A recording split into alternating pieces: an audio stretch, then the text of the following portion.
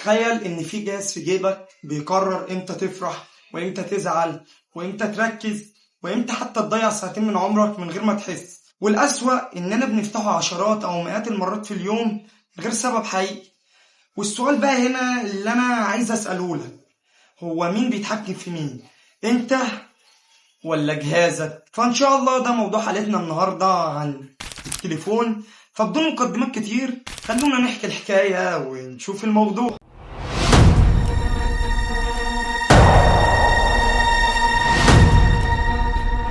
السلام عليكم ورحمة الله وبركاته، أهلا بكم في حلقة جديدة من برنامج العبقري. لو جيت وسألتك يا صديقي تفتكر مسكت موبايلك النهاردة كم مرة؟ 20 ولا 50 ولا حتى 100 مرة؟ والسبب الحقيقي انك بتمسك موبايلك من غير اي سبب مهم. بالاغرب اصلا ان معظمنا مش عارف هو عمل كده ليه. تخيل مثلا انت بتفتح موبايلك علشان تشوف رسالة، بعد 10 دقايق تلاقي نفسك اتسحلت مع فيديوهات الريلز وفيديوهات التيك توك وتنسى اصلا انت كنت فاتح التليفون ليه. فيعني للاسف لو ده بيحصل لك فانت مش لوحدك. والسؤال الحقيقي مش ليه انا ضعيف، لكن مين اللي صمم الموبايل بالشكل اللي يخلي دماغي ما تقدرش تسيبه؟ لان يا صديقي اللي بيحصل جوه دماغك لا صدفة ولا قلة إرادة، وإنما دي نتيجة معركة على أغلى حاجة عندك وهي انتباه. تخيل كده إنك مركز في المذاكرة وفجأة إشعار واحد بس، مجرد صوت صغير، لكن في أقل من ثانية إيدك راحت عليه. ليه؟ طيب هل الإشعار ده مهم؟ لأ. طيب هل لو انت ما ردتش على الرسالة اللي هي جاتلك هتموت؟ غالبا لا برضه. طيب انت ليه اول ما الاشعار وصلك على طول رحت مسكت التليفون؟ لان الاشعار يا صديقي ده مش مجرد رسالة، الاشعار ده طعم. شركات التكنولوجيا اكتشفت من زمان ان الانسان عنده فضول قاتل، اول ما يعرف ان في معلومة ناقصة مخه بيرفض يسيبها. يعني مثلا تبعت له رسالة، مخه بقى يترجم من جوه يقول له ايه ده في حد بعت رسالة. طيب مين اللي بعتها؟ وبعتها ليه؟ وليه بعتها دلوقتي؟ كل الأسئلة دي بقى بتفضل تلف في دماغك لحد ما تيجي بقى وتفتح الموبايل. والمصيبة بقى كلها مش انك لو تفتح وتشوف الرسالة، لا، انت اول ما تفتح الموبايل عشان تشوف الرسالة انت مش بتشوف الرسالة بس، انت بتشوف اشعار تاني، والاشعار هيجرك على فيديو، والفيديو بعدها على بوست، والبوست بعده على فيديو ريلز، وبعد 5 دقايق وبعد ساعتين 3 تنسى اصلا انت كنت فاتح التليفون ليه. لكن بقى السؤال الاخطر، ليه الاحساس ده ممتع اصلا؟ وليه بقى كل مرة تيجي تمسك الموبايل ما بتقدرش تسيبه؟ هنا بقى لازم نتكلم عن بطل القصة الحقيقي وهو الدوبامين.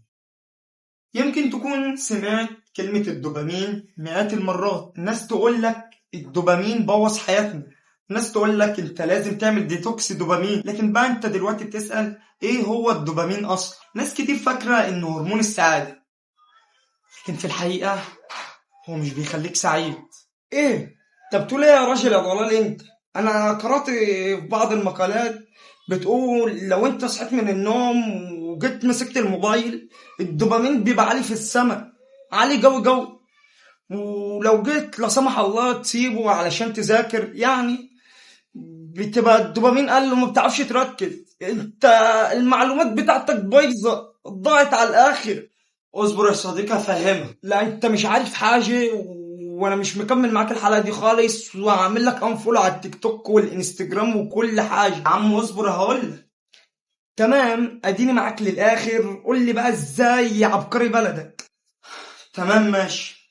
المهم الدوبامين يا صديقي هو بيخليك تدور على السعادة. تخيل ان مخك عنده نظام مكافآت، كل مرة تيجي تعمل حاجة يعتقد انها مفيدة لوجودك، زي مثلا الاكل او التعلم او تحقيق هدف، يجي بقى يقول للمخ هما افرز لي بقى شوية دوبامين، مش علشان يكافئك وبس ولكن علشان تعملها تاني. المشكلة بقى ان التطبيقات فهمت النظام ده كويس جدا، كل اشعار وكل فيديو وكل لايك وكل تعليق هو ممكن يكون مكافأة لمخك. والأخطر بقى صديقي إنك للأسف مش بتعرف إمتى المكافأة دي هتجيلك. ممكن مثلا تيجي تفتح التطبيق وما تلاقيش ولا حاجة، وممكن تيجي تفتحه وتلاقي فيه رسالة أنت كنت مستنيها أو فيديو يعجبك جدا. وعدم معرفتك بقى بالمكافأة دي هو اللي بيخليك تفتحه مرة واثنين وعشر. لكن يا صديقي لو الموضوع شوية دوبامين، ليه بقينا نحس إن تركيزنا بقى أسوأ؟ وليه دقيقة مذاكرة بقت أصعب من ساعة على تيك توك. هنا بقى تبدأ المشكلة الحقيقية، هي سرقة التركيز. أنا لو جيت وسألتك يا صديقي، فاكر آخر مرة جيت تذاكر أو حتى تقرأ في كتاب أو يا عم مثلا تتفرج على فيلم من غير ما تمسك الموبايل، كان امتى؟ بقى طبيعي إنك بعد دقيقتين بس مش قادر تستحمل وتحس إنك لازم دلوقتي تبص على الشاشة. المشكلة مش لأنك كسول ولا إن إرادتك ضعيفة لا سمح الله، المشكلة يا بيه إن مخك اتعود على حاجة اسمها المكافآت السريعة. فإيه اللي بيحصل بقى؟ أنت لما مثلا تيجي تفتح كتاب فمخك يقول لك لا يا عم ده ممل، مع ان عمر الكتاب ما كان ممل، لكن مقارنة بالفيديوهات القصيرة الكتاب هيطلع ممل. ودي بقى اخطر حاجة عملها المحتوى القصير، انه رفع سقف الاثارة في دماغك. فاي حاجة طبيعية بتحس انها مملة وحاسس انك عايز تدوس اكس 2. حتى الناس وانت في الشارع من كتر الاكس 2 خلينا انت اكس 2 على المحاضرات وكل حاجه انت عايز تنزل الشارع تدوس زرار اكس 2 للناس. لكن لو الموبايل بيعمل فينا كل ده، ليه شركات التكنولوجيا بتصمم التطبيقات بالشكل ده؟ هل ده مجرد صدفة ولا في سبب تاني بيخليهم يحاربوا على كل ثانية من وقت؟ هروح اشرب مية وارجع لك.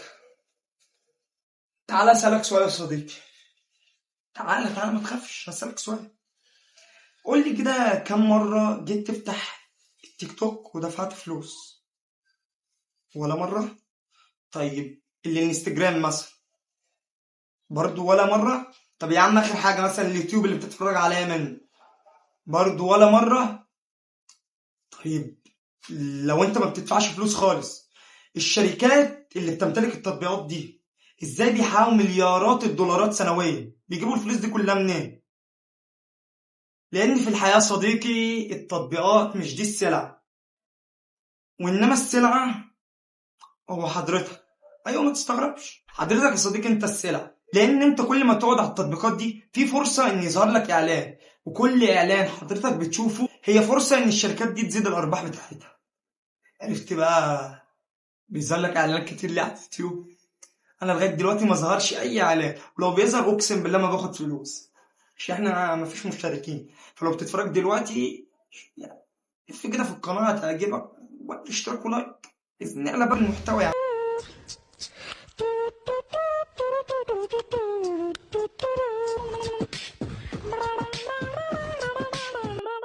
عشان كده بقى الشركات دي مش بتتنافس على انها تعمل احسن تطبيق اجمد تطبيق، لا، هي بتتنافس على اهم حاجه عندك وهي وقتك اللي ربنا يسألك ضيعته في ايه. كل دقيقة زيادة معناها أرباح أكتر، ولذلك في آلاف المهندسين وعلماء النفس والمصممين شغلهم الوحيد بس إنهم يخلوك ما تقفلش التطبيق.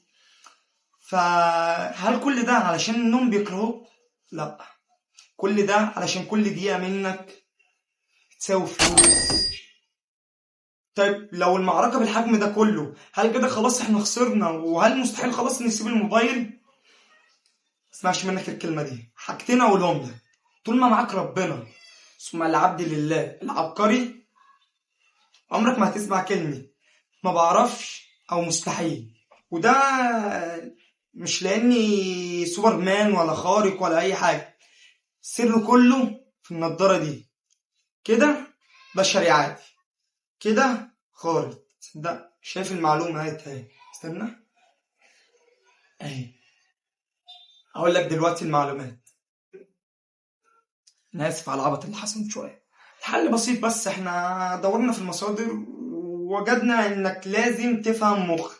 اول خطوة انك تقفل الاشعارات اللي ملهاش لازمة، لان كل اشعار بيجيلك هو محاولة جديدة لخطف انتباهك. وتاني خطوة ابعد الموبايل عن سريرك، لان اول 5 دقايق بعد ما تصحى بتحدد شكل يومك كله. تالت خطوة ما تفتحش التطبيق وانت زهقان، لان الزهق ده اول خطوة اللي بيخليك تدمن الموبايل. رابع خطوة حدد وقت للسوشيال ميديا بدل ما هي اللي تحدد لك وقت. خامس خطوة لما تيجي تمسك الموبايل اسأل نفسك سؤال واحد بس، انا ليه مسكته؟